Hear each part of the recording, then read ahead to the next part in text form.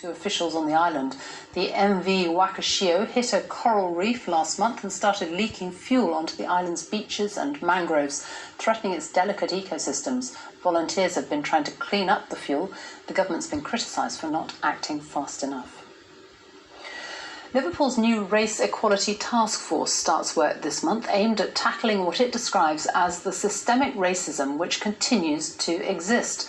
Nearly 40 years after the Toxteth riots, the black community says it is still suffering racial injustice in areas such as education and employment. From Liverpool, June Kelly reports. The roots of Liverpool's black community run deep in this city.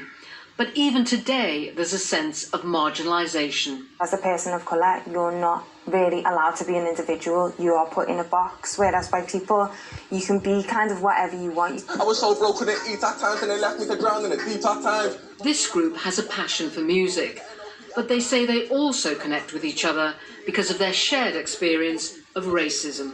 Is it as tough as when these fellas grew up? Probably not, but there was still racism in my school. It's just that there was black lads to back you. We get taught about the British Empire now, the Brits, you know, we were brilliant, we went and conquered, we went and done this, we built that. And I think what's happened is that there's a whole chunk of history that's just taken out, you know, it's just missing. When it comes to local history, it's now nearly 40 years since Toxteth was in flames. Black and white rioters on the streets. Patrick, Stephen and Joe all grew up in this area. There used to be a building there that was called the Rialto. Famous landmarks like the former Rialto dance hall were simply burnt to the ground. 40 years later, it's different as opposed to better. The young people are still stopped and are still searched. What I don't see is young people working in the city centre. I don't see them working around in different places, you know, as it should be after 40 years of that sort of uprising. Heading Liverpool's new Race Equality Task Force is Tracy Gore.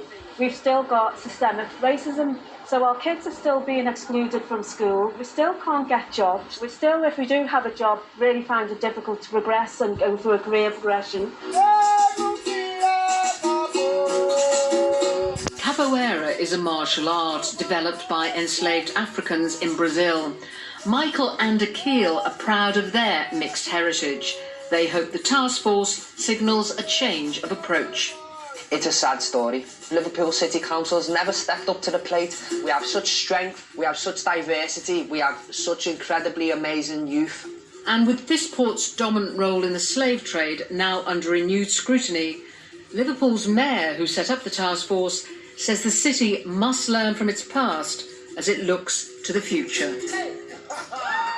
June Kelly, BBC News, Liverpool. Football now, and Celtic and Aberdeen have had their next two Scottish Premiership matches postponed after their players broke lockdown rules. Scotland's First Minister Nicola Sturgeon demanded the cancellation after one